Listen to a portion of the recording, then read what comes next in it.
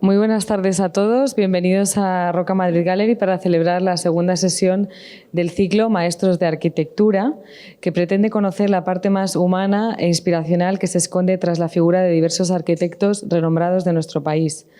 Como muchos de vosotros ya conocéis, en Roca estamos muy comprometidos con la arquitectura y con el diseño, y por ello, a través de los Roca Galleries, organizamos actos como este, mediante los que pretendemos acercar al público a este sector, a la vez que ofrecer contenido de interés para los arquitectos y los diseñadores. El primer invitado de este ciclo fue Víctor López Cotelo, que compartió con nosotros grandes anécdotas de su profesión el pasado mes de septiembre. Hoy contamos con la presencia de José Ignacio Linaza Soro, que ha recibido varios premios de arquitectura, ha participado en distintas exposiciones y además ha escrito varios libros y monografías realmente interesantes. Doy la palabra ahora al arquitecto Santiago Fajardo, que comisaría este ciclo, que le entrevistará con el objetivo de conocer los motivos que le llevaron a dedicarse a esta vocacional profesión y qué gratificaciones personales ha podido descubrir al desarrollarla con tanto éxito. Muchas gracias a todos por vuestra asistencia y espero que disfruten de la sesión. Gracias. Bueno, buenas tardes. Continuamos hoy, como decía Elisa, con esta segunda sesión del ciclo Maestros de la Arquitectura, dedicadas a descubrir, acercar al ciudadano no solo la buena arquitectura, sino además hacerlo a través de sus protagonistas, de los propios autores.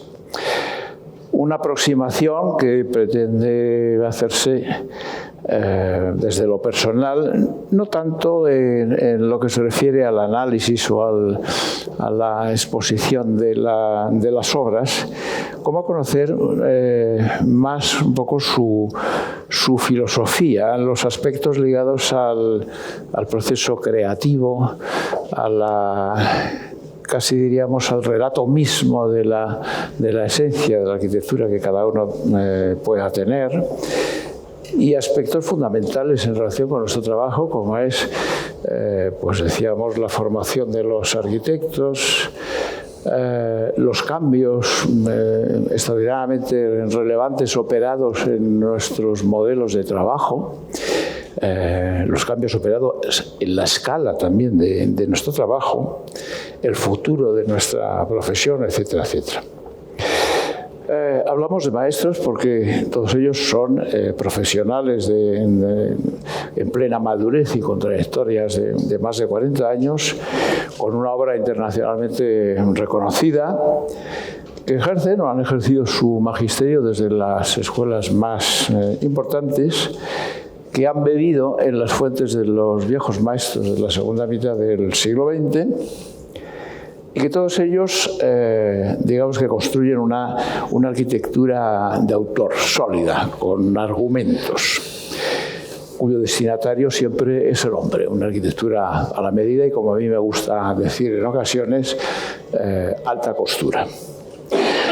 Iniciando la presentación de este nuevo ciclo con el sincero agradecimiento a Roca por su perseverante vocación de apoyo de la arquitectura, y a ustedes, naturalmente, por su asistencia, agradecer también la presencia de nuestro invitado de hoy, a José Ignacio Linaza Soro, uno de los más señeros nombres propios de nuestra arquitectura española contemporánea, a quien vuelvo a insistir, agradezco vivamente el honor de tenerle para compartir su magisterio y su extraordinariamente rica experiencia.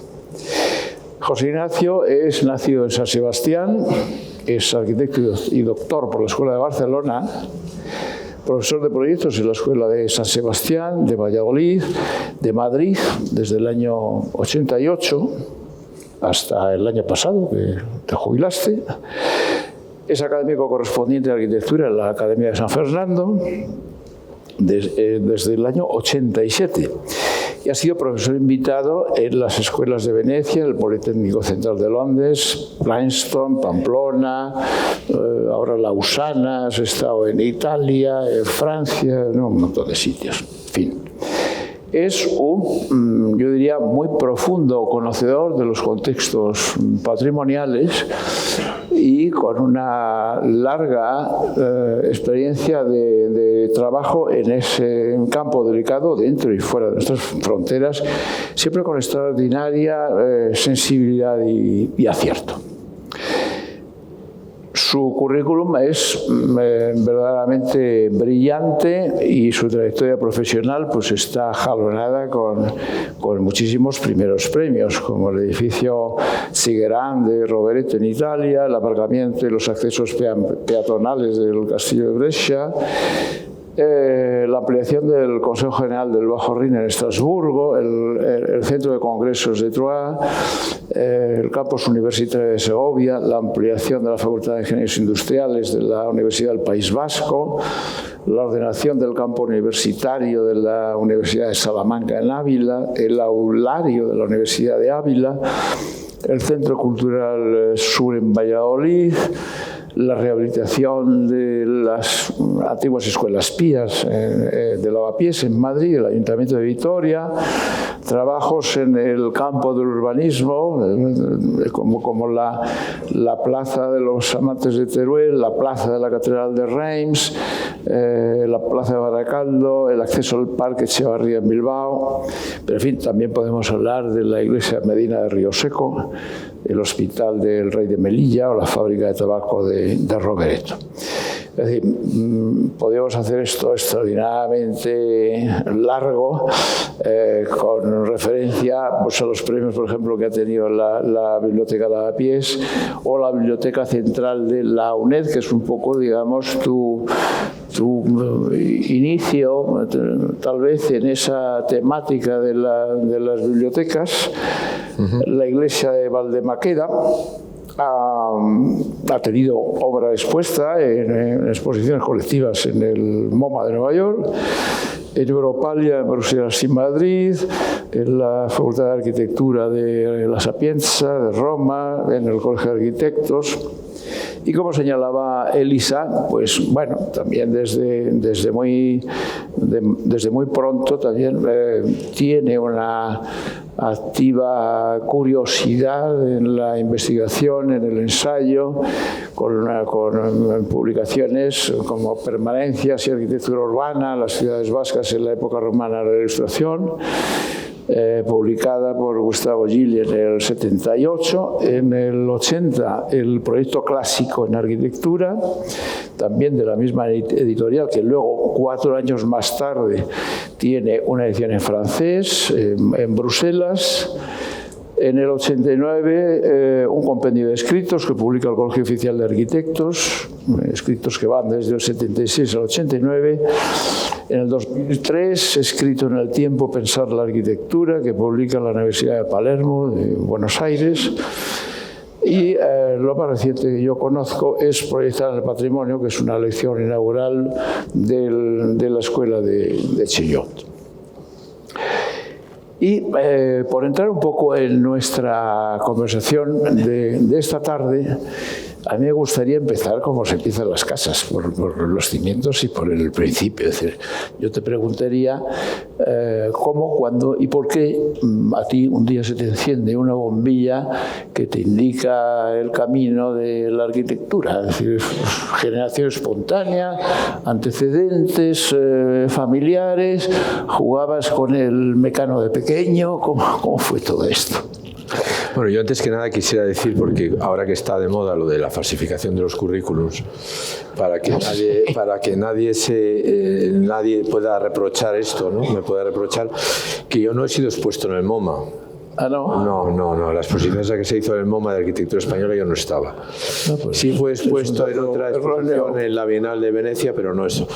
Y quisiera añadir a la lista de publicaciones que tú has dado, como la más reciente, La Memoria del Orden, que es este librito que se ha publicado en Avada y después está traducido también al italiano como La Memoria del Ordine, que es un poco el libro así teórico más reciente y quizá el más, yo creo junto al proyecto clásico, quizá el más significativo de... Ajá. También, digamos, que explica un poco la evolución de mi trayectoria desde los inicios del proyecto clásico a ahora, ¿no? Que bueno, que de eso hablaremos quizá luego, pero vamos, quisiera decir eso, es decir, añadir alguna cosa y quitar alguna para el currículum, ¿no? Bueno, para que quede claro, no vaya a ser alguien que diga esto no es verdad y tal, y entonces ya pues aparezca en la prensa, con motivos razonables. Bueno, ¿por qué decidí estudiar arquitectura? Pues vamos a ver, pues no lo sé, yo creo que esto de la arquitectura tiene algo un poco patológico también, ¿no? Porque la verdad es que es una cosa, no es una... O sea, cuando se dice a los estudiantes de arquitectura en la escuela, sobre todo cuando empiezan, yo creo que también un poco porque interesa animar a la gente, ¿no? Y es bueno, o sea, no creo que a los jóvenes se les deba decir esto es horroroso, esto es no sé qué. Ahora, es verdad que esto de la arquitectura... digamos, ha ido empeorando con el tiempo, ¿no? O sea, cada vez es más complicado, cada vez más difícil, cada vez es más complejo. Y bueno, y realmente cuando yo quise estudiar arquitectura, seguramente era más sencillo que ahora, ¿no?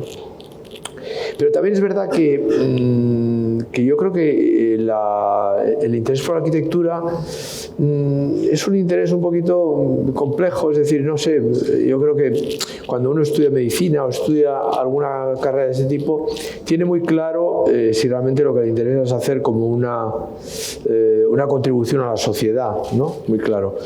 Cuando uno estudia arquitectura no está muy claro si lo que quiere hacer es una contribución a la sociedad o una contribución a sí mismo.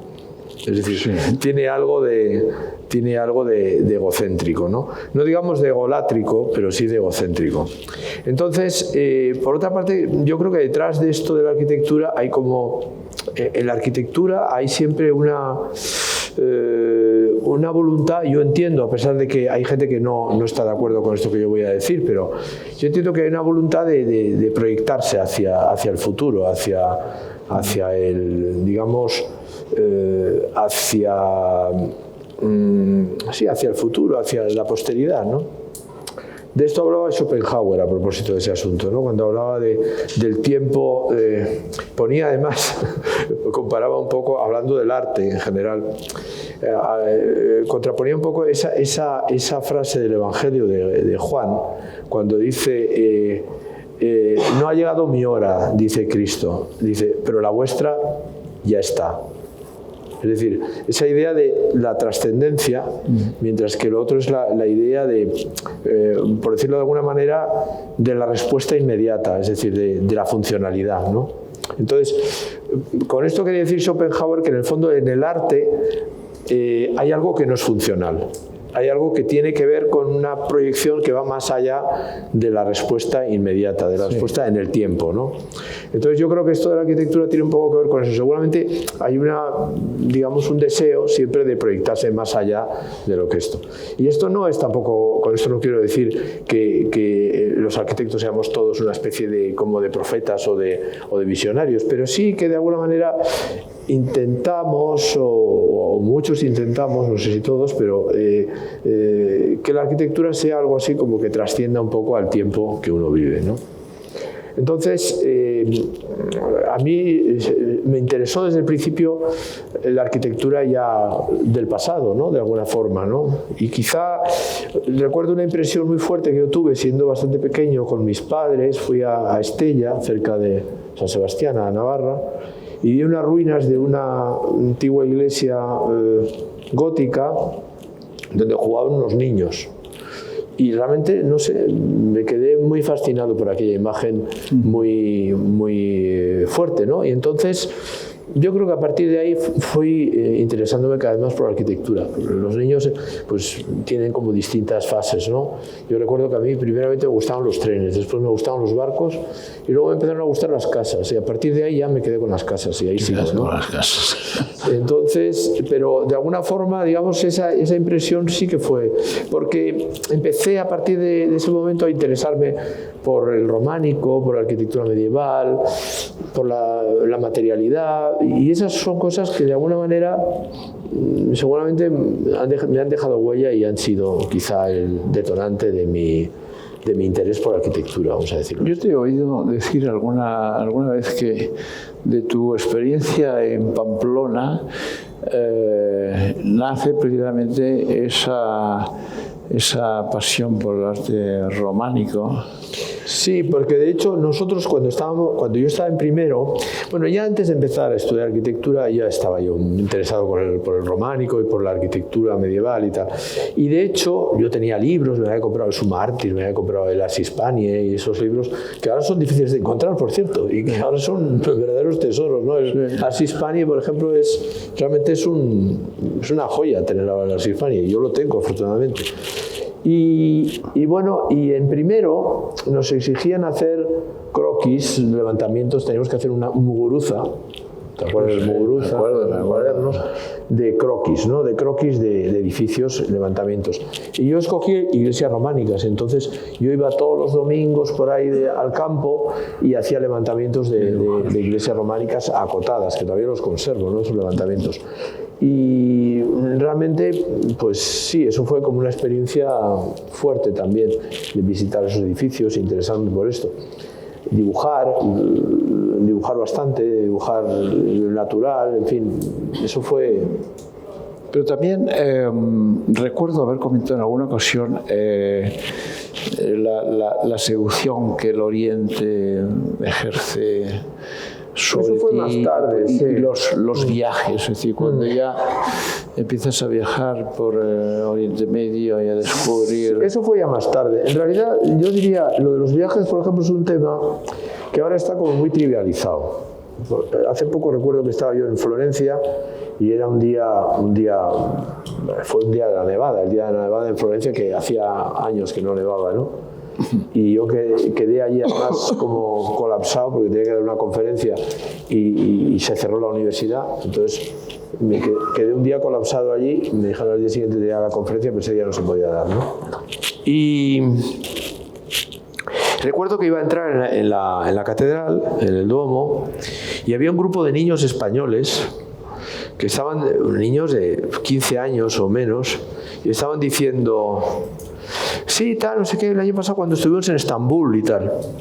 Claro, y entonces yo pensé, digo, esto del turismo realmente tampoco es tan bueno, porque yo creo que los viajes hay que hacerlos, pero también a su debido tiempo y espaciadamente. Es decir, yo recuerdo que estuve, la primera vez que salí fuera de España, bueno, en Francia sí había estado muchas veces, porque yo, como soy de San Sebastián, ir a Francia es andar 20 kilómetros, no es más. Pero, por ejemplo, en Italia yo no estuve hasta los 20 años. A los 20 años estuve en Italia, hice un viaje, pero recuerdo que me impresionó muchísimo, porque ya había empezado a estudiar arquitectura y yo no conocía la arquitectura italiana. Recuerdo que dibujé bastante, dibujé San Vitale, dibujé cosas en Pisa, dibujé cosas en Roma, llevaba mi cuaderno y dibujaba. Pero realmente me impresionó mucho, ¿no? Un mundo que realmente no conocía, o sea, lo conocía de libros y tal, pero no es lo mismo que visitarlo, ¿no? Y entonces yo pienso que cuando uno tiene ya como una cierta experiencia, visitar un lugar, pues realmente marca. Ahora, eso de hacer un turismo con 15 años, ir a Florencia, ir a Roma y tal, yo creo que eso debilita un poco el interés, porque yo creo que para el viaje tiene que ser también un poco descubrimiento, tiene que haber algo de descubrimiento, tiene que haber algo también de búsqueda y de anhelo y de encuentro. Creo que el anhelo y el encuentro es cuando produce realmente digamos un resultado, ¿no? Pero si realmente no hay ese anhelo, pues entonces el encuentro es banal, no sé, pues el año pasado estuve en Estambul. Bueno, yo en Estambul estuve con 40 y tantos años, la primera vez que estuve en Estambul, la única que he estado, pero bueno, y yo tenía muchas ganas de ir a Estambul porque yo había estudiado Santa Sofía y esas cosas y tal, y Sinan un poco, pero realmente si hubiera ido a los 18 años, pues igual Estambul que ir a Ávila, ¿no? O sea, eso es un poco lo que yo pienso. O sea, que a mí los viajes sí que me han marcado, pero cuando tenía también algo de un anhelo por conocer una realidad determinada. Entonces ese encuentro se produce con más intensidad. ¿Qué descubres tú en Italia con el clasicismo? ¿Qué conclusiones importantes obtienes tú? Sí, eso es importante, sí. De visar, de ver, de reconocer la escala de las cosas. Y esa yo en realidad estaba muy muy tocado por el mundo de, digamos, el mundo de lo matérico, de alguna forma, ¿no? Entonces, yo recuerdo que, bueno, el románico para mí era, visto desde ahora, ¿no? Desde como lo veía yo entonces, era sobre todo materia, ¿no? Mucha materia, luz y materia, una luz siempre que luego he intentado plasmar en Valdemaqueda, por ejemplo, ¿no? Es decir, una luz reflejada, densa, espesa, con una materialidad fuerte por donde resbala la luz, una luz indirecta siempre, que no se ve la fuente, digamos, de la luz, ¿no? Entonces, eso es un poco lo que yo... Y cuando fui a Italia me encontré un poco con algo diferente. O sea, para empezar, yo recuerdo que la primera visita que hice fue a Pisa, antes que ir a Roma, porque pillaba de paso, ¿no? Entonces, me sorprendió mucho la idea del revestimiento, la idea más de la forma pura, más que de la materia. Es decir, de alguna forma, digamos... Curiosamente, yo la lectura que hacía del románico o del pasado era más moderna, era más, no historicista, sino moderna, porque en el fondo, digamos, esa idea de la materialidad, luego la encontré mucho en la arquitectura nórdica, por ejemplo en Alvar Aalto, luego mucho más tarde en Leverens, pero bueno, digamos esa idea de la materia, de la luz difusa.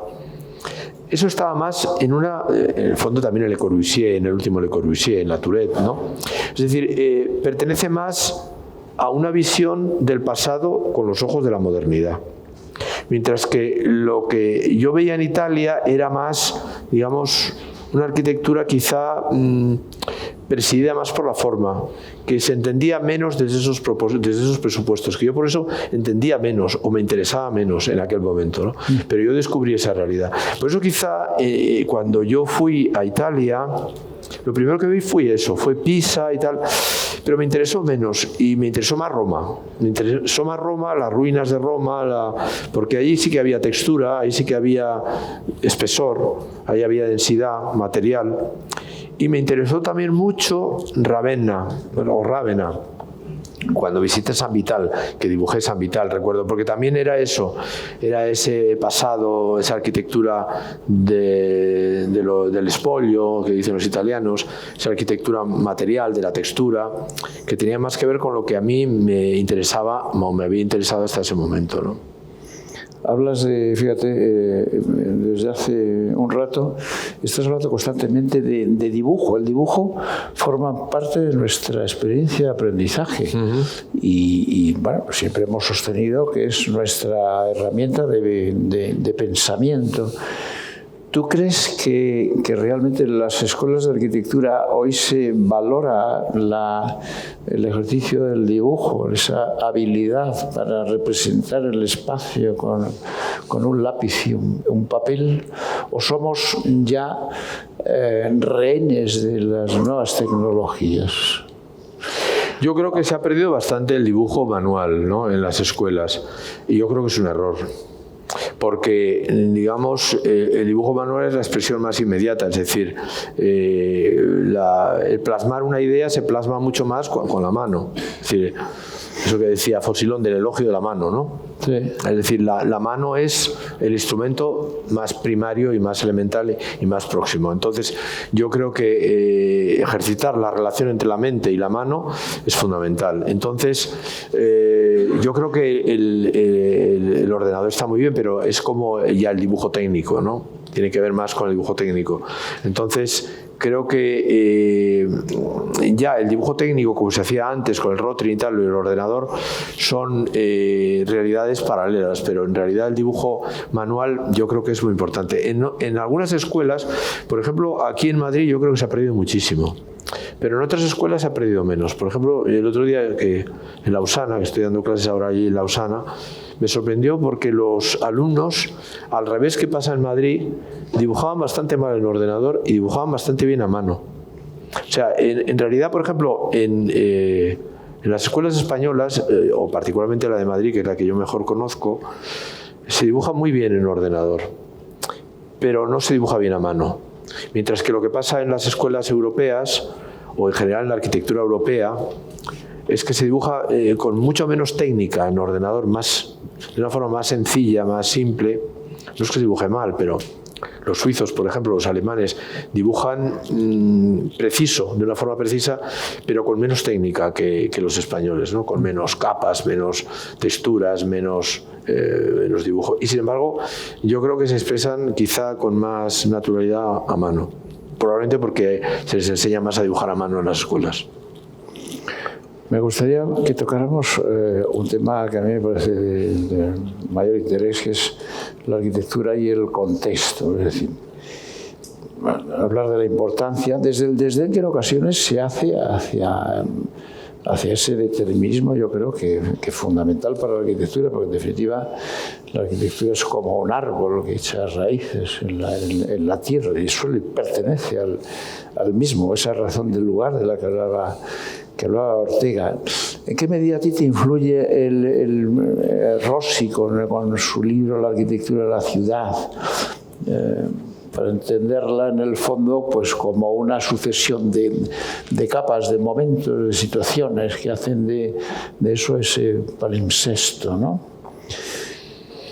Bueno, yo creo que el libro de Rossi a nuestra generación nos influyó muchísimo, ¿no? Porque además se publicó, creo, en español en el 71, o sea, fue una de las primeras versiones fuera de la versión italiana, que es del 66.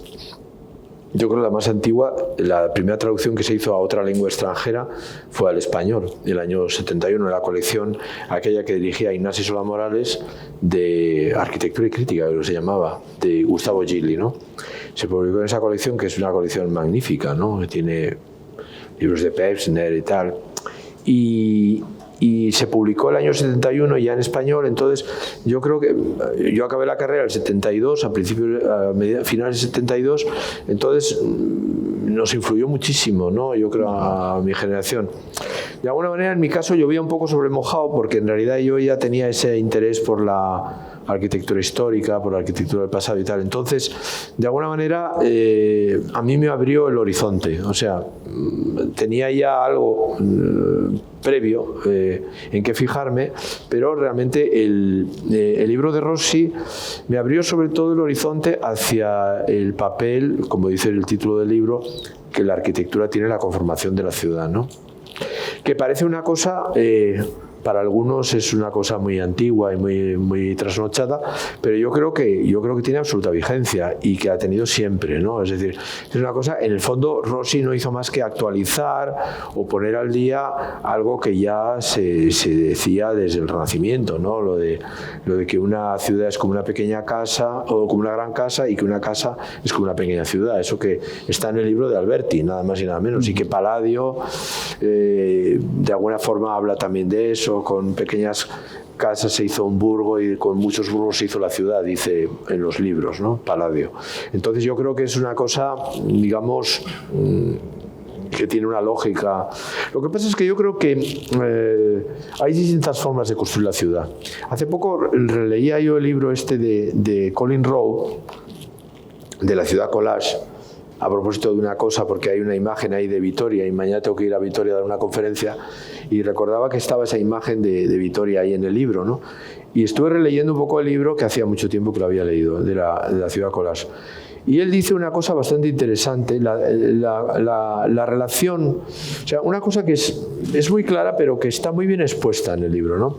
Que es las distintas formas de construir la ciudad con la arquitectura moderna y con la arquitectura del pasado.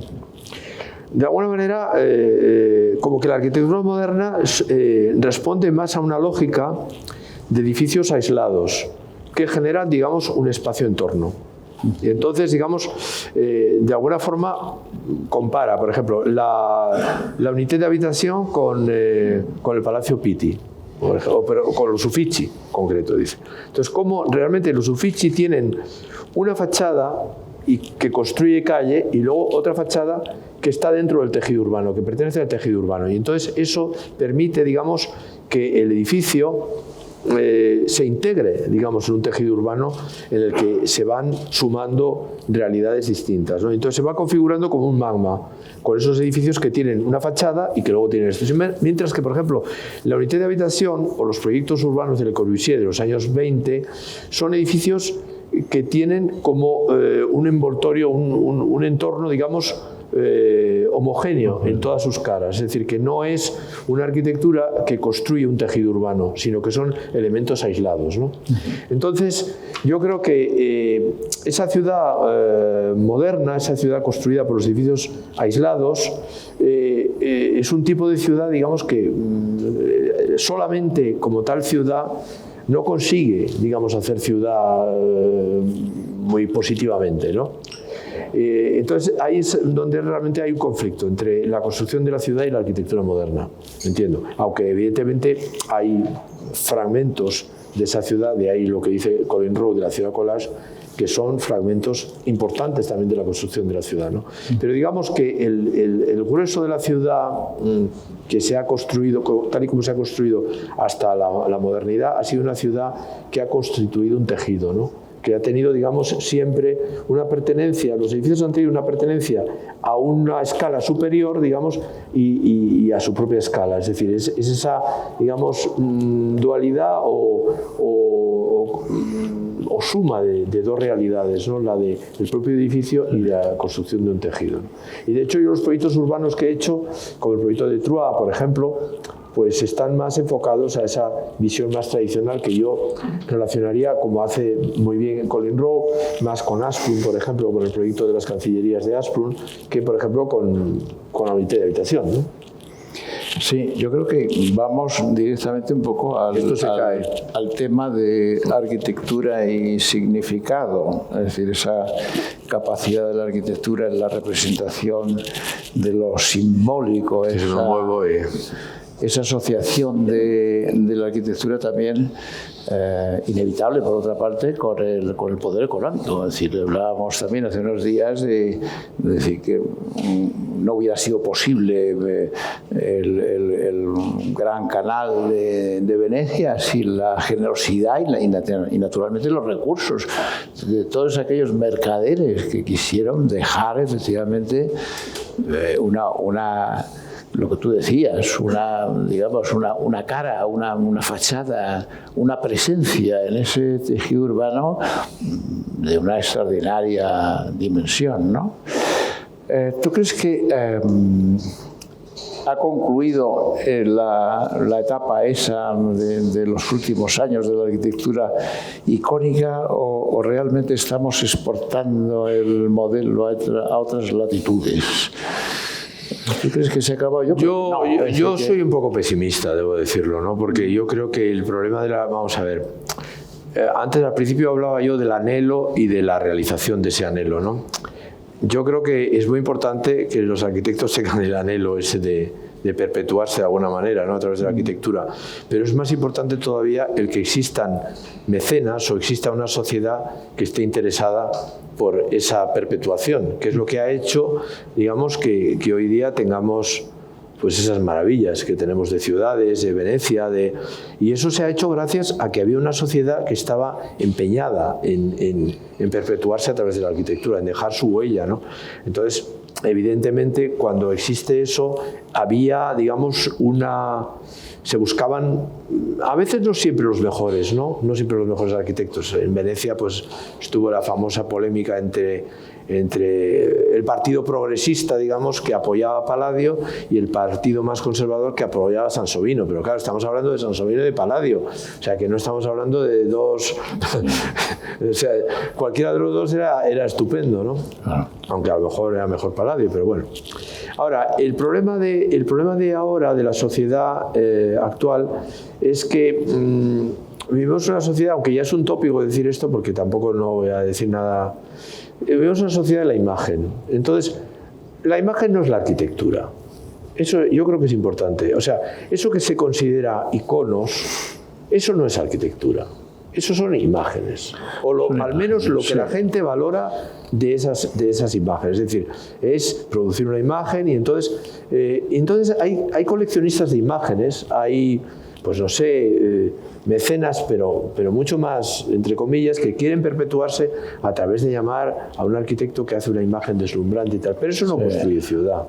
Eso hace que se sumen las imágenes y tal, pero al final no construyen ciudad. Y entonces es una, digamos, es como un, no sé, pues como una cosa más a la moda, que ahora se lleva los pantalones estrechos, luego los anchos, y etcétera, ¿no?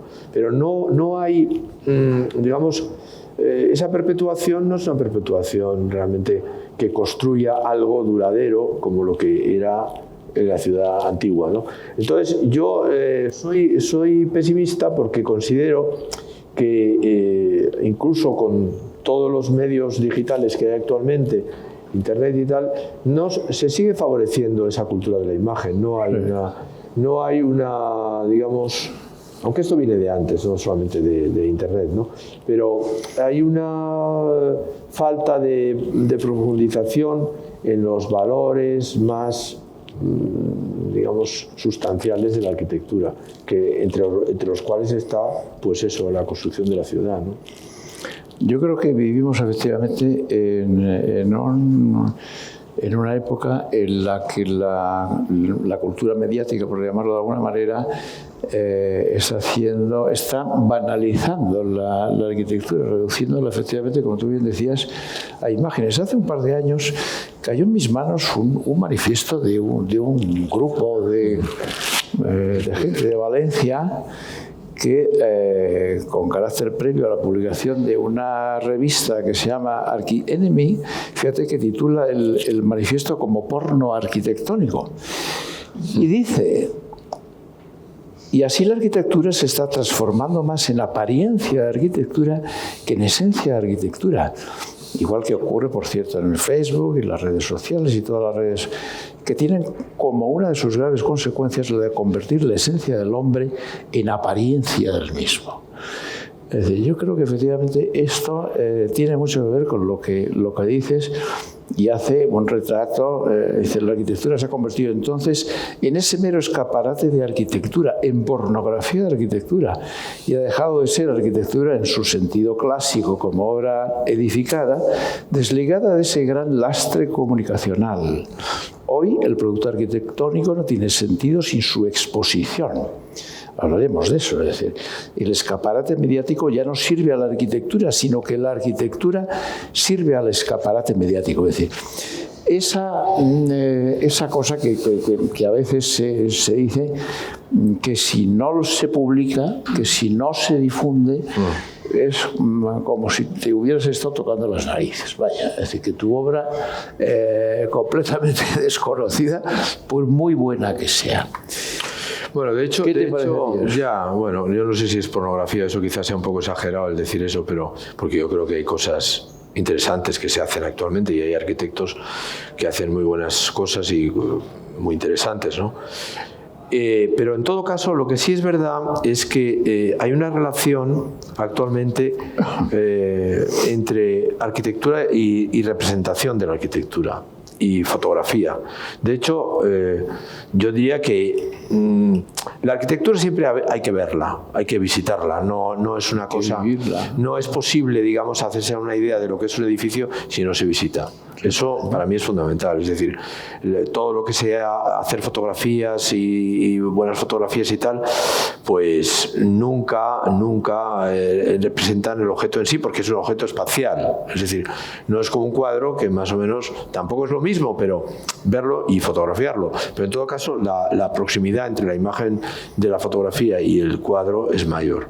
En la arquitectura esto está mucho más mediatizado por el espacio y el recorrido, es decir, una obra se recorre, no es una imagen estanca, y además hay que crear, digamos, una relación entre el cuerpo humano y el espacio, es decir, hay digamos una relación entre las dos realidades que se ponen en contacto cuando se visita una obra. Entonces, no sé, yo incluso cosas que he hecho, cuando las visito, las veo de otra manera que cuando las pienso o las reflexiono.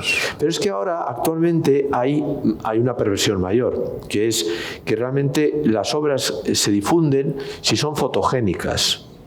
Entonces, hay arquitectos, por ejemplo, que no son nada fotogénicos y grandes arquitectos. Entonces estos arquitectos tienen mucho menos posibilidades de ser divulgados y de ser apreciados que aquellos que son capaces de representar una imagen fotográfica, que además incluso se puede manipular por Photoshop. O sea, de hecho, se manipulan, las fotos se manipulan por Photoshop, esto es claro. Pero sobre todo es esto. Y por ejemplo, hay obras, por poner, digamos, obras significativas, modernas, no contemporáneas, pero modernas, como por ejemplo las obras de Leverens, la iglesia de Klippan, que es prácticamente imposible de fotografiar, o la imagen de la iglesia de Klippan fotografiada no es una imagen nada atractiva, sin embargo puede haber otras cosas mucho menos interesantes, y bueno, la obra de Klippan es maravillosa, sin embargo puede haber cosas mucho menos interesantes, pero que tienen una fotografía, digamos, muy buena, y entonces eso tiene mucho más valor de cara a la publicidad que una obra que es menos fotogénica. Y se podía hacer una lista de grandes arquitectos que no son fotogénicos y de arquitectos mucho menos interesantes que son muy fotogénicos. Entonces, hay incluso además ahora ya un mercado de fotografía, de fotógrafos, es decir, hay algo que por ejemplo antes no existía, porque antes normalmente eran los propios arquitectos los que hacían las fotos, ¿no? Pero ahora las revistas de arquitectura exigen una calidad fotográfica y además hay un mercado, es decir, los propios fotógrafos, digamos, muchas revistas de arquitectura, bueno, o la mayoría, no visitan las obras antes de publicarlas, sino que se dejan guiar por las fotografías. Entonces, fotógrafos que mandan a las revistas las fotografías que están haciendo últimamente, y entonces las revistas escogen las obras a través de las fotografías que luego publican sin haber visitado las obras. Estamos en eso, con lo cual, digamos, la profundización en la percepción de las obras reales pues no existe más que a través de las fotografías, con lo cual, digamos, si uno ya no tiene buenas fotografías, por decirlo así, no aparece en el mapa. Yo voy más lejos. ¿Tú no crees que podemos estar hablando más que de fotogenia, yo creo, de la sacralización de la extravagancia como categoría identificadora de lo valioso, y en qué medida en las escuelas de arquitectura tal vez se esté propiciando ese paradigma en detrimento de valores mucho más importantes, mucho más trascendentales, ¿no? Un poco esas lecciones de servicio. Lo que pasa es que en las escuelas de arquitectura, vamos a ver, cada vez hay más una separación entre el mundo de las escuelas de arquitectura y el mundo de la realidad.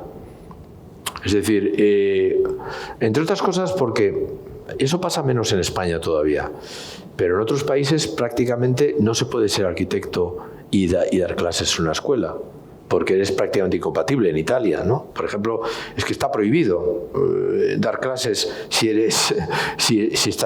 te dedicas a la construcción. Entonces, eso genera a largo plazo una separación entre el mundo de las escuelas de arquitectura y el mundo de la realidad pragmática. Con lo cual, además con graves consecuencias para un lado y para otro. O sea, porque realmente la práctica profesional digamos, al no tener una relación con la escuela, con la, digamos, por llamarlo así, que a mí no me gusta la palabra, pero por llamarla así, investigación, pues pierde contenido, pierde interés y pierde soporte intelectual. Pero a su vez la escuela, al no tener relación con la realidad construida, pierde también realismo. Y entonces eso lleva a una especie como de ensimismamiento, o incluso de forzar. Eso ya depende mucho de los profesores, pero hay algunos que están más empeñados a lo mejor en mantener ciertos esquemas que han heredado de sus maestros, por decirlo así, y entonces no evolucionan porque no tienen un contacto con la realidad. Entonces la evolución real se produce cuando realmente uno está haciendo cosas, y entonces tiene unas ideas, y ese contacto entre las ideas y las cosas que se hacen genera, digamos, desajustes, y eso es lo que provoca el cambio, provoca la evolución. y provoca el sentido positivo de las cosas, ¿no? Pero si realmente eso no es así, tú puedes estar con unos esquemas que has heredado de tus maestros y como no tienes un contacto con la realidad, repetirlos y repetirlos. Pero hay otro modelo que es el contrario, que es decir, bueno, pues cualquier cosa, cualquier novedad, cualquier extravagancia, pues realmente es lo interesante, ¿no? Entonces fuerza quizá pues a los alumnos a hacer cosas extravagantes o les parece que cualquier extravagancia, siempre que esté muy bien representada. Algo pasa aquí en España de eso, es decir, sobre todo cuando hay una gran destreza en el dibujo, digamos, en este caso por ordenador, ¿no? Y se hacen dibujos realmente muy exquisitos y muy hermosos, pues se olvida que detrás de eso puede no haber un proyecto tan hermoso, sino que es simplemente una imagen, ¿no? Entonces, a veces esos dibujos son de una extravagancia o de una brillantez que tiene poco que ver con los valores arquitectónicos. Tiene más que ver con el grafismo en sí mismo, con el dibujo en sí mismo. Y eso yo creo que es algo, digamos, también negativo. ¿Y tú crees que en España eso se reconoce y trata de proporcionarse al alumno la diferenciación entre lo uno y lo otro? Yo creo que eso se premia. En esta escuela en concreto se ha premiado. En muchos ejemplos ha habido proyectos fines de carrera que han sido realmente imposibles o que tenían muy poco que ver con la arquitectura y que han sido muy valorados y valorados por encima, y esto es lo más grave, de otros proyectos más sensatos y quizá con más valores arquitectónicos, pero que a lo mejor no daban, y ahí volvemos otra vez a lo que decía antes de las fotografías, no daban para una representación tan brillante. Es decir, lo que pasa con la fotografía, de que si realmente se hace una cosa muy extravagante y realmente se hace una fotografía muy brillante, pues pasa un poco lo mismo con esto. Es decir, una cosa muy extravagante puede ser dibujada de una manera muy brillante y si se valora por la representación, no por el contenido, pues entonces ahí está el problema. ¿Tú crees necesario o crees conveniente recuperar un tiempo más de ética que de estética? Volver un poco, como decía antes, a esas lecciones personales, de esos posicionamientos personales, esa filosofía, por ejemplo, de un Alejandro de la Sota que escribe después de hacer el Gimnasio Maravillas, que lo ha hecho pues un poco una ocurrencia que decía, sin ¿no? querer, como que ha salido casi con naturalidad, un poco contraposición a ese propósito que tú decías antes en muchos arquitectos, de perpetuarse, de trascender, de dejar una huella. Yo creo que De la Sota era un arquitecto conocido por él mismo lo decía, su falsa modestia, ¿no? Es decir, él hablaba de la falsa modestia, con lo cual no estoy diciendo nada que no sea dicho por él mismo. Evidentemente, De la Sota era un arquitecto muy ambicioso, tan ambicioso que incluso quería hacer arquitectura que fuera prácticamente no aparente, ¿no? O sea, la máxima ambición ya de todas, ¿no? Cosas que y además que prácticamente salieran con una naturalidad que no pareciera que había llevado un trabajo el hacerse, que salían con facilidad, aunque a lo mejor no es así. Tampoco yo le conocía De la Sota, pero tampoco hasta el punto de poder saber cómo realmente trabajaba. Pero yo me imagino que le daba muchas más vueltas a las cosas de lo que parece. Lo que pasa es que luego tenía la capacidad de expresarse con una gran facilidad y con una gran ligereza, ¿no? O sea, es un arquitecto, digamos, de una ligereza, pero una ligereza engañosa, es decir, porque ha habido mucha gente que ha querido imitarle, ¿no?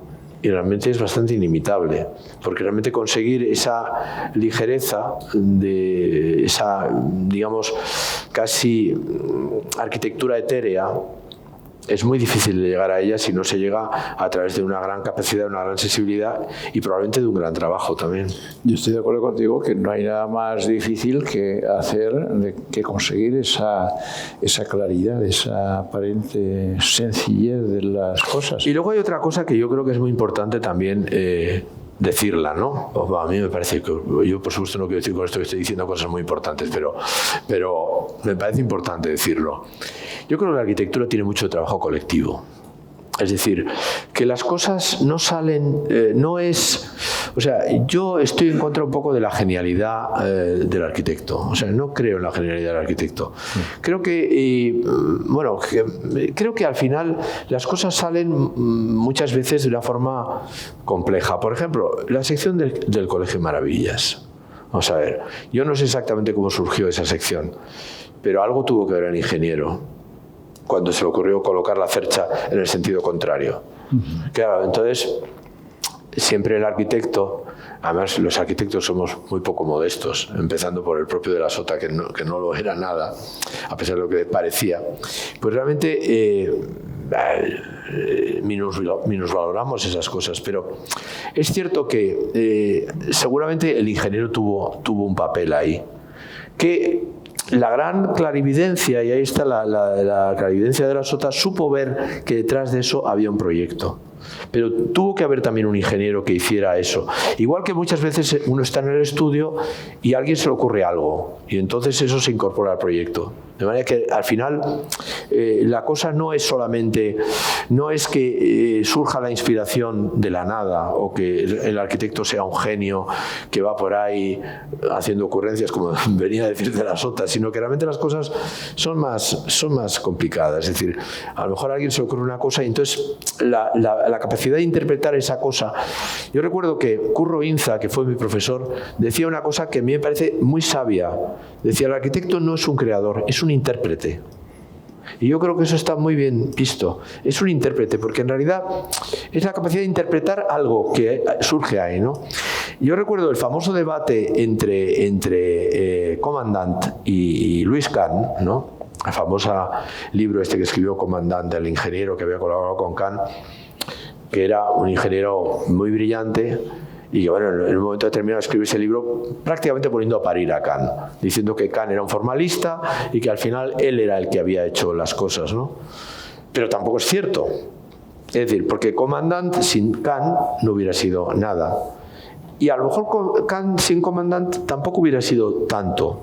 Entonces, digamos, la capacidad de tener en un momento determinado un ingeniero estupendo como fue Commandant y el poder interpretar esas sugerencias que el propio ingeniero podía dar, o del ingeniero de interpretar las ideas que el arquitecto tenía en ese momento, es lo que confluye y lo que hace que cuaje, que cristalice una realidad importante, ¿no? Es decir, que hay mucho trabajo colectivo, hay mucho de intuición por parte del arquitecto, pero también de capacidad, de alguna manera, del ingeniero o de otras personas que pueden estar ahí en el estudio, porque muchas veces se dan esas cosas, ¿no? Y de hecho, si se analizan, pues no sé, por ejemplo, otro ejemplo, por decir más ejemplos, y estoy intentando desmitificar la imagen del arquitecto. Matías Gerich y Barragán, ¿no? Matías Gerich era un personaje, Barragán era un arquitecto bueno, muy brillante y tal, pero ¿acaso Barragán hubiera hecho el convento, son las capuchinas, o capuchinas se llama, ¿no? Me parece, de capuchinas sin Matías Gerich? Porque claro, Matías Gerich es un señor que había estado aquí en España, era un judío de Danzig, que había venido a España huyendo de los nazis y tal, que de repente tuvo un contacto con Oteiza también. Y yo creo que ahí hay algo en Aránzazu, hay algo de Matías Gerich, o mejor dicho, que Matías Gerich ve en Aránzazu cosas de Oteiza que luego él traslada a México, cuando se va a México. Y entonces ahí aparece en los años 50 y toma contacto con Barragán. Y Barragán, claro, entonces todo el tema del color, el color que aparece ya también en las vidrieras de Aránzazu, ¿no? Pero ese tema del color que se incorpora de repente a Barragán es de Matías Gerich. Con lo cual ese convento de las capuchinas, que tiene esa cosa maravillosa del color y de la luz reflejada, que es una cosa espectacular, seguramente Barragán no lo hubiera hecho si no hubiera sido por Matías Gerich. O sea que hay una relación. Luego Barragán, cuando le dan el Pritzker, borra a Matías Gerich. No quiere saber nada de Matías Gerich, no lo nombra, ¿no? Pero está ahí. Y claro, la historia pondrá las cosas en su sitio. Matías Gerich es un personaje que influye determinantemente en Barragán en un momento determinado. Que seguramente Matías Gerich solo no hubiera sido capaz de hacer eso, pero Barragán solo tampoco hubiera sido capaz de hacerlo. O sea que Es importante eso, creo yo. Y eso es importante también decírselo a los alumnos. La arquitectura como arte aplicada y además con el concurso, es decir, aunque la arquitectura sea la columna o deba ser la columna vertebral, capaz de integrar muchos conocimientos especializados, es indudable que esa comunicación, esa transversalidad debe darse, y además desde los orígenes del proyecto. No sirve ir al ingeniero con el proyecto básico bajo el brazo. Sobre eso yo estoy de acuerdo contigo, y además voy a decir una cosa que es también una perversión contemporánea.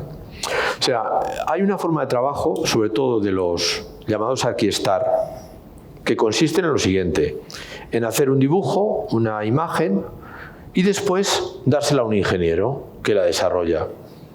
No voy a decir nombres, pero yo conozco edificios hechos por famosos arquistars que no solamente no han aparecido nunca por la obra que han hecho, entre otras cosas porque es imposible, porque a lo mejor tienen una obra en Japón, otra obra en América del Sur, otra en Sudáfrica y otra en España, ¿no? Entonces no se puede dirigir. O sea, yo en ese sentido soy muy tradicional, es decir, yo no creo que la arquitectura se pueda hacer de una forma muy diferente a como se ha hecho siempre. Es decir, no creo que la arquitectura se pueda tener 25 edificios en sitios y que tengan la misma calidad. Entonces, ¿cuál es la fórmula? Pues la fórmula consiste: se hace un dibujito, una cosa más o menos elemental, más o menos, puede ser más o menos trabajada, y después se le da a un ingeniero local. Ese ingeniero local desarrolla el proyecto, pero no es lo que tú estás diciendo, que es fundamental, o lo que hacía Kahn con Commandant, o lo que probablemente Matías Gerich hacía con Barragán. Es decir, desde el principio hay un trabajo, un intercambio conjunto. Claro, entonces tú estás trabajando y el ingeniero está trabajando contigo y está sugiriendo soluciones. No, sino que esto es una cosa que le viene dada. Y entonces el ingeniero, ¿qué hace? Pues pone un pilar donde... Pero ahí vamos un poco al asunto de ese Star System y a esa especie de, no sé cómo llamarlo, de generación de la marca de identidad que ayude a atribuir inmediatamente cualquier edificio a un determinado autor. Esa es otro aspecto importante. Una noche hablando con un amigo músico, con Álvaro Marías, claro, yo sostenía que a mí me parece que eso es una especie de manierismo impostado, que me parece que realmente eso no responde a ninguna aportación, porque claro, me decía Álvaro, hombre, en la historia de la música pues hay montones de ejemplos con nombres y apellidos verdaderamente singulares que tienen un lenguaje propio, que han sido capaces de aportar en un momento determinado algo que realmente una concepción de la música que no se había dado antes. Claro, yo te diría un poco, te pediría tu punto de vista al respecto y ver si efectivamente en arquitectura también eso debe darse de una manera natural, o la propia condición singular de cada obra de arquitectura reclama ese tratamiento individual. Es imposible hacer una cosa que tenga el mismo discurso formal, el mismo lenguaje. Yo creo que en las situaciones a que hemos llegado con lo de la imagen y de los arquistar y tal, tiene que ver con la consideración exclusiva de la arquitectura como un lenguaje. Es decir, yo creo que eso ha degenerado en esto de la imagen, ¿no? Porque en el fondo es eso, ¿no? Es decir, si realmente un arquitecto se valora únicamente por el lenguaje, entonces, claro, se tiende a hacer una imagen que sirve luego para cualquier cosa, ¿no? Mientras que yo creo que la arquitectura no es un problema de imagen. Ni de lenguaje. Y probablemente tampoco la música. O sea, no creo que ningún arte sea solamente un problema de lenguaje. Creo que hay otros problemas. Entre otros, la expresividad, la capacidad de expresar una idea. Por ejemplo, vamos a ver, por poner ejemplos musicales, cuando Haydn hace la creación está pensando mucho en Händel Y de hecho hay trozos que parecen de Händel, o sea que él tenía su lenguaje, pero tampoco era para tanto. Es decir, son los músicos, donde realmente en la música es más fácil, digamos, hablar de una continuidad del lenguaje, ¿no? Y Mozart realmente copió a Haydn muchas cosas, o sea, el lenguaje de Haydn. De hecho, los cuartetos estos en homenaje a Haydn, pues lo reconoce el mismo, ¿no? Eso es música, pero en arquitectura pasa también un poco lo mismo que estábamos hablando de las fotografías, ¿no?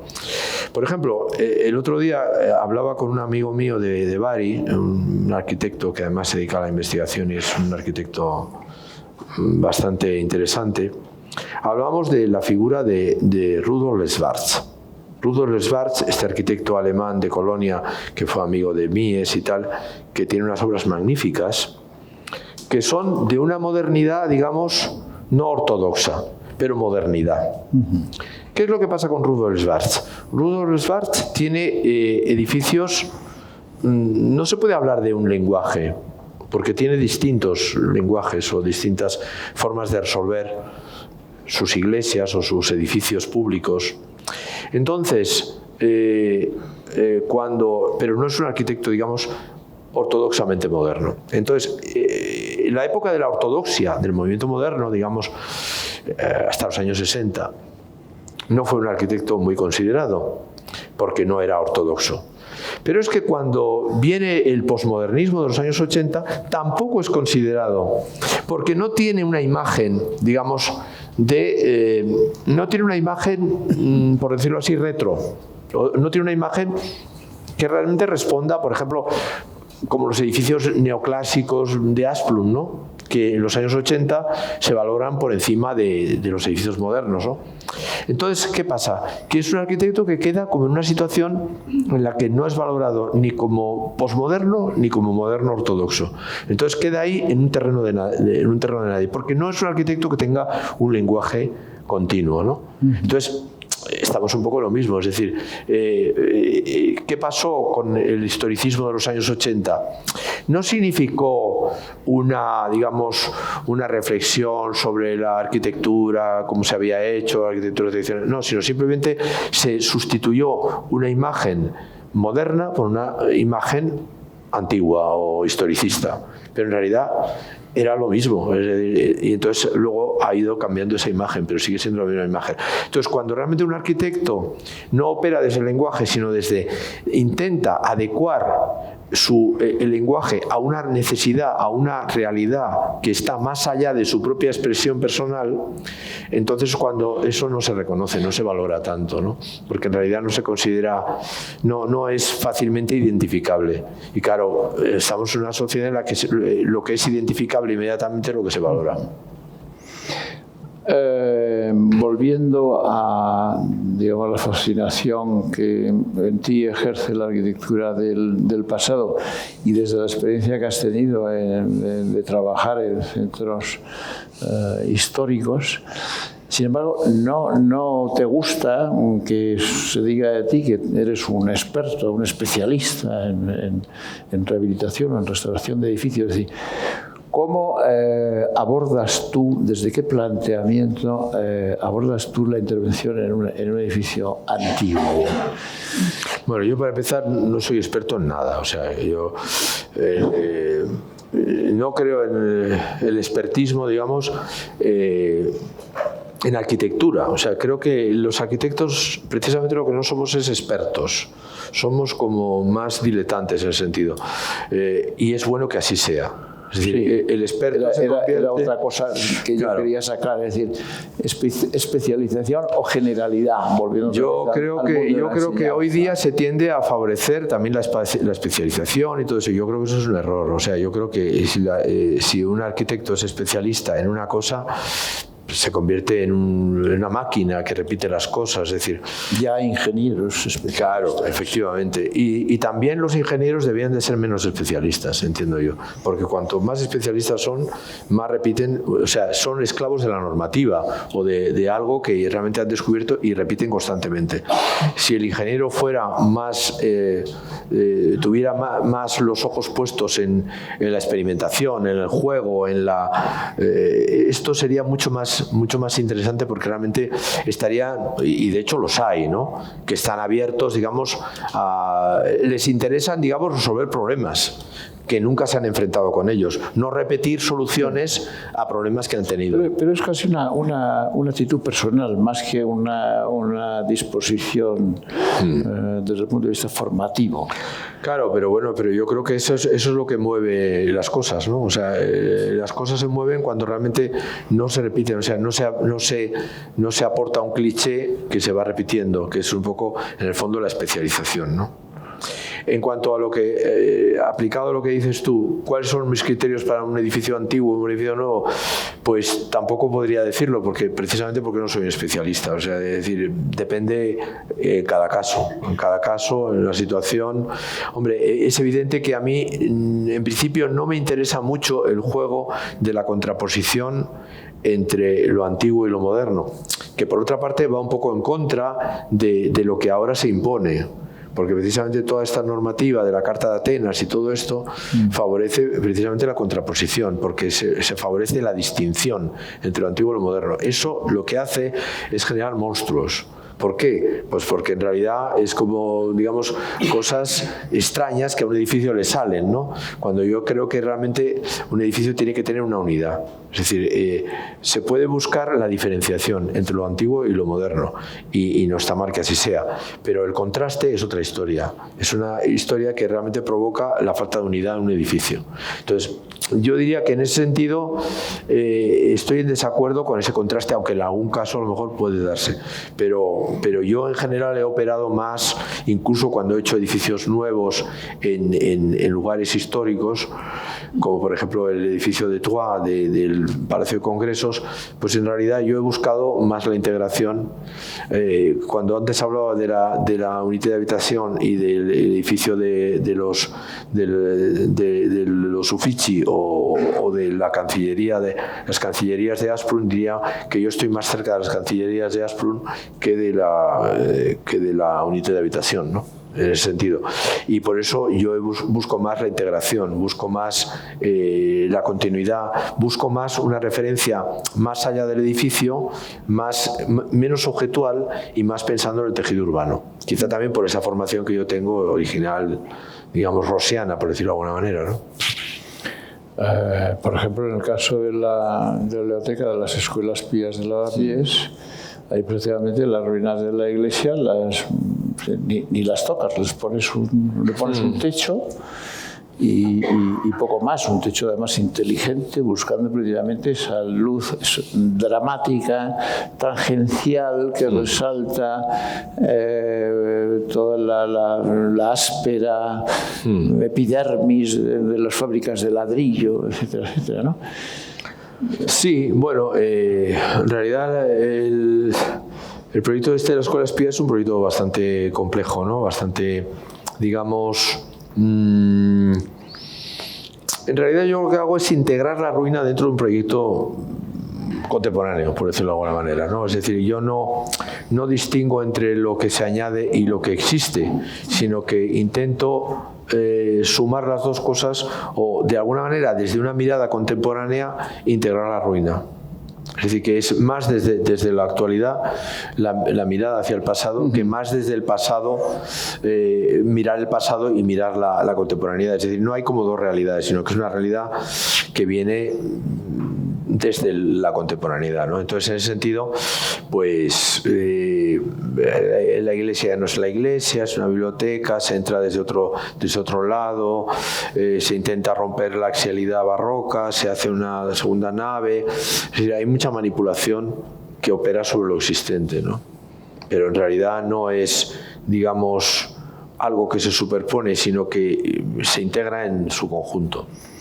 Hablabas antes de la norma y hablábamos también del conocimiento especializado en las ingenierías. La norma nos aplasta. ¿Tú crees que sus limitaciones pueden acabar con ese proceso creativo tal como lo hemos venido entendiendo? Es decir, puede ser la arquitectura, al menos en determinadas temáticas, en el futuro, el fruto de unos algoritmos informáticos. Hombre, yo espero que no sea así. Yo espero que no sea así por el bien de la arquitectura. Porque como se convierta en eso, aunque hay algunos que hablan de la parametrización y esas cosas, a mí me parece absurdo y negativo. Ahora, es evidente que yo creo que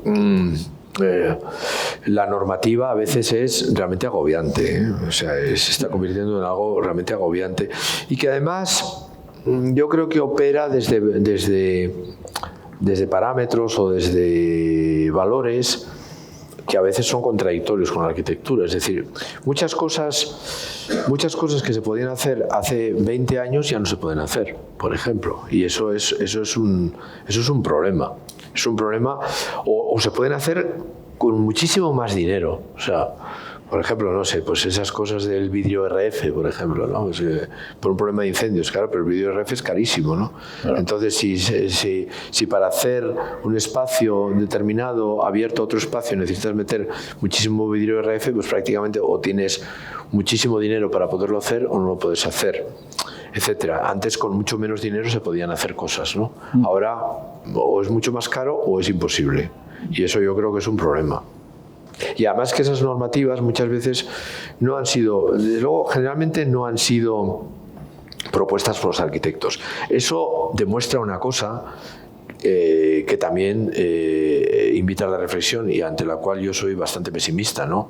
Que es la pérdida de poder que tenemos los arquitectos frente a los ingenieros, frente a otras disciplinas, cada vez menos.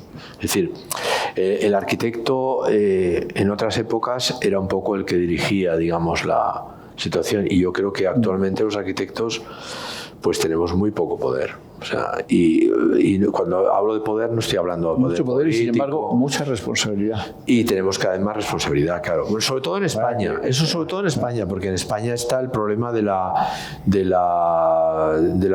digamos, de que el arquitecto es responsable de todo, mientras que en otros países no es responsable de todo.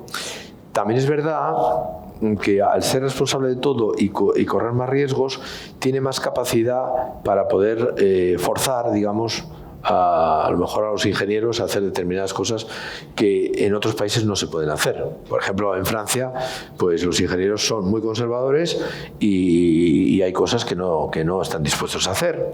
Y luego se equivocan, ¿eh? O sea, no es que tampoco sean tan perfectos, pero no se equivocan porque se sienten responsables o les van luego a perseguir a ellos por hacer esas cosas, ¿no? Entonces no arriesgan. O los controles de calidad, que aquí no tienen responsabilidad, en Francia tienen responsabilidad, y entonces los controles de calidad te dicen este detalle no se puede hacer porque el control de calidad no lo permite. Y luego resulta que el detalle, a mí me ha pasado en alguna obra en Francia, que ese detalle estaba muy mal pensado por parte de los de control de calidad y metieron la pata, y por eso luego ha habido algún problema de humedades y cosas esas por culpa de control de calidad, cuando nosotros no queríamos hacer ese detalle así, pero ellos obligaban a esto porque tienen la responsabilidad y es de ley, ¿no? Entonces, por eso digo que, por una parte, en España el problema es que nosotros tenemos demasiadas responsabilidades, pero por otra parte, en otros países, al tener menos responsabilidades, tenemos menos fuerza para hacer determinadas cosas. O sea que ahí está el problema también, ¿no? Especulando un poco con el futuro,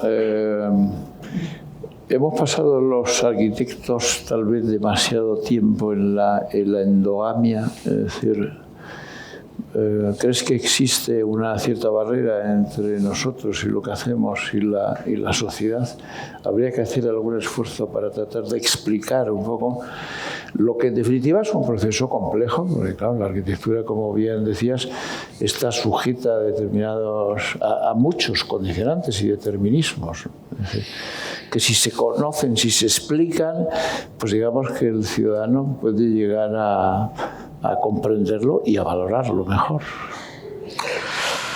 Yo creo que la sociedad actual, aunque hay excepciones, por supuesto, pero yo creo que no está muy interesada por la arquitectura, al menos la arquitectura, la verdadera arquitectura.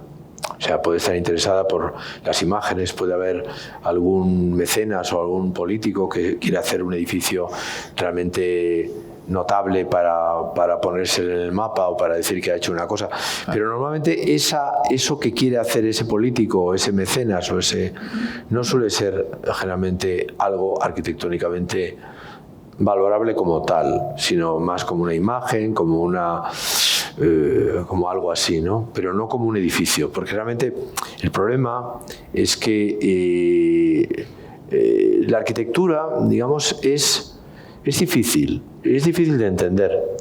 Es a lo mejor más fácil de sentir.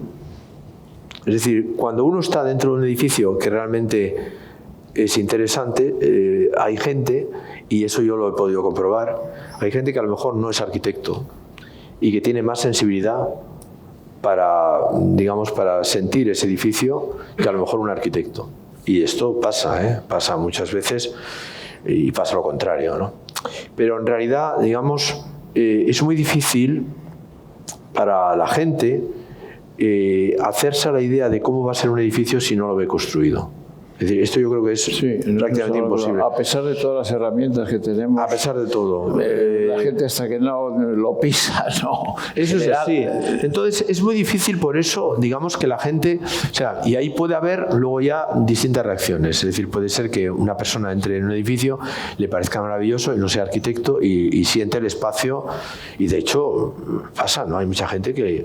Yo recuerdo en una de esas semanas de arquitectura, haber coincidido con grupos de gente que no eran arquitectos y que conocían un montón de edificios modernos de Madrid y que habían visitado esos edificios y hablaban de esos edificios realmente con una soltura y con una capacidad mayor que muchos arquitectos, que a lo mejor tienen ya el prejuicio porque no coincide con lo que a ellos les gusta o yo qué sé.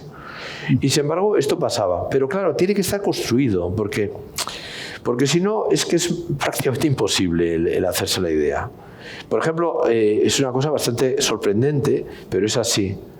Los renders en mucha gente no los entienden, a pesar de que son representaciones realistas de la realidad, de la arquitectura. No los entienden. A mí me pasó una vez una anécdota que es, yo hice un proyecto, entonces ese proyecto tardó muchísimo en construirse, tardó varios años, y cada vez en el periódico local aparecía una imagen, un render que yo había hecho, ¿no?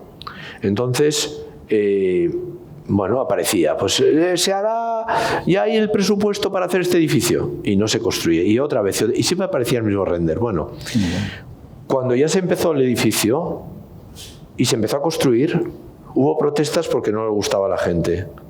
Y entonces me llamaron de una radio local y me dijeron, pero vamos a ver, pero vamos a ver, si ha aparecido el render en el periódico cada 2x3, pues la gente no había entendido. No había entendido el render, o sea, a pesar de que era realista, no se había hecho la idea. Porque claro, al final el problema es que nosotros a lo mejor no entendemos esto, porque somos arquitectos, porque estamos acostumbrados a establecer esa relación entre la representación y la realidad. Pero para la gente que no es arquitecto, esto no es tan fácil como parece. No es tan fácil el imaginarse una imagen en el plano, en el espacio. Entonces, claro, esa es la dificultad. Entonces, hasta que no lo ve construido, no se hace la idea si le gusta o no le gusta, y eso es un problema. Probablemente antes para empezar, la relación entre los arquitectos y la clientela, por decirlo algo así, era también muy, muy particular. Es decir, la mayoría de los edificios que se hacían eran o no eran de arquitecto o eran que se hacían de una forma, por decirlo así, cotidiana, normal, sin que hubiera una demanda. Realmente cuando ya, Felipe II encarga a Juan Bautista de Toledo o a Herrera el Escorial, ya era una persona que tenía una cierta formación de arquitecto. Es decir, Felipe II dibujaba, tenía una mesa de dibujo. Entonces ya había como una predisposición del cliente por la arquitectura, porque ya conocía la arquitectura. Entonces tenía una formación que no sé ni cómo la había adquirido, pero la tenía, ¿no? Entonces por eso digo que no es de extrañar que esa situación se produzca ahora, porque también se ha producido siempre.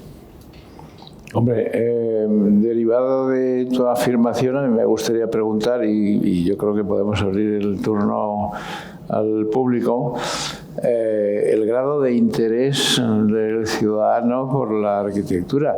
Yo creo que sí lo hay, tal vez no con un carácter generalizado, pero a mí me parece que sí existe el interés, la curiosidad por conocer, por descubrir efectivamente qué hay detrás de todas esas apariencias que habitualmente forman parte de ese discurso de imagen, que es en el fondo, como hablábamos antes, pues una forma reduccionista de simplificar algo complejo, ¿no? ¿Qué piensan ustedes? ¿Hay interés por la arquitectura? ¿No? ¿Que no? Yo creo que sí hay, pero creo que hay falta. No sé cómo, pero falta pedagogía, porque la gente, yo creo que tiene interés, pero fruto de la imagen, sobre todo de esta dictadura de imagen en la que vivimos, se van a las imágenes o se van a cuestiones muy menores, pero lo que es la arquitectura, que no solo es la imagen, por supuesto, ni el lenguaje, sino que es la sensación, la percepción, el espacio en definitiva y tal, las cualidades en general lo desconocen. Yo conozco gente interesada, pero que es que tiene una idea de la arquitectura que es muy parcial, y no sé cómo se tendría que hacer una pedagogía de lo que verdaderamente es la arquitectura para que la gente que está interesada dirigiera mejor sus inquietudes, ¿no?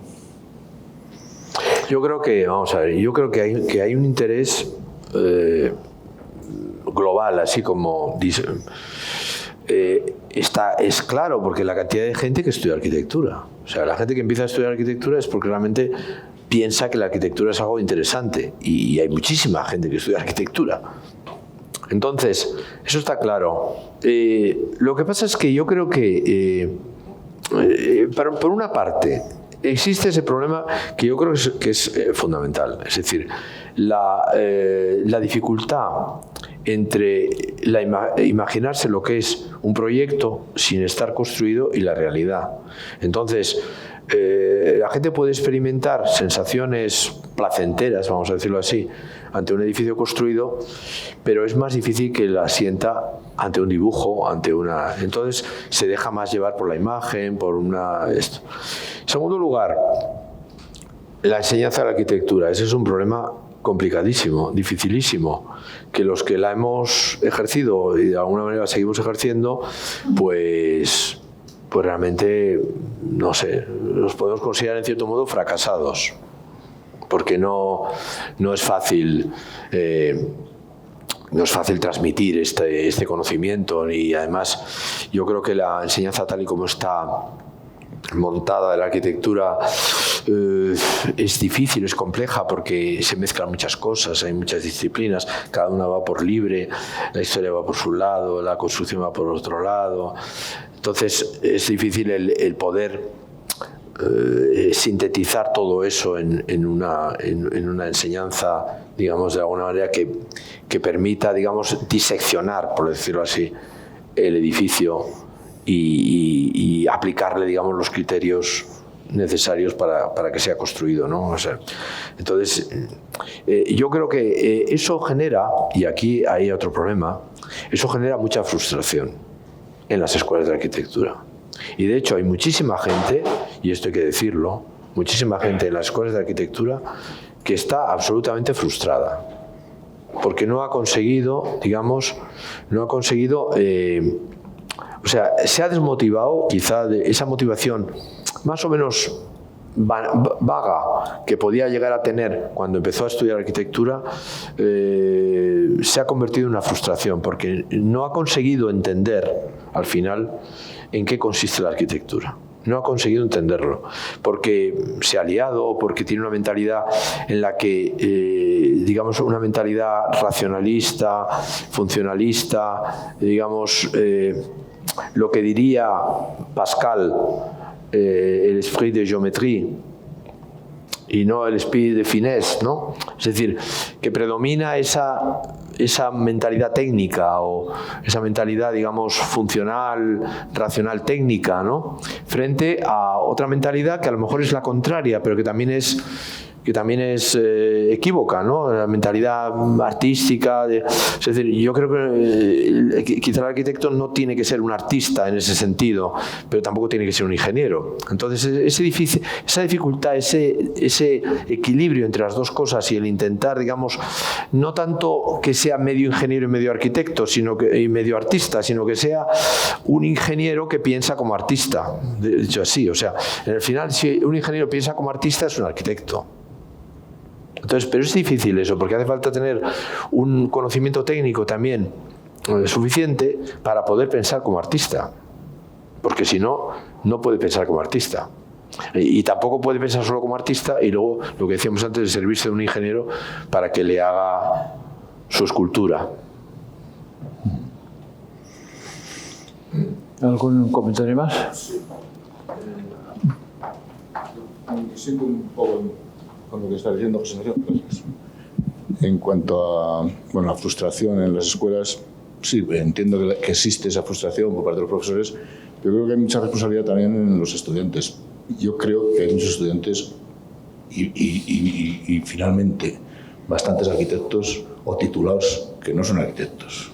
Pero eso está clarísimo. Y nada más tenemos que ver las ciudades. O sea que tampoco hay que... Bueno, a los enseñantes, claro, tienen su responsabilidad, pero también el interés que decías de la gente que estudia arquitectura puede ser relativo por la arquitectura. No sé si el interés es... No, yo no digo que haya que echar la culpa a los profesores, no estoy diciendo eso. Yo lo que estoy diciendo es que en el final, que es muy difícil y probablemente el sistema tal y como está montado, el sistema de la enseñanza, lleva a que esa situación se produzca. Pero no es tanto responsabilidad. Yo creo que hay muy buenos profesores y malos profesores, pero que seguramente hay muchos profesores que son muy buenos en las escuelas. Aquí seguro que hay muchos muy buenos profesores. De hecho, es una escuela esta de las mejores, ¿no? Vamos, me estoy refiriendo a la ESAM, ¿no? Sí, sí. Pero el problema es que el sistema, digamos, lleva a que hay mucha gente que no acaba de enterarse de realmente cómo son las cosas. Probablemente porque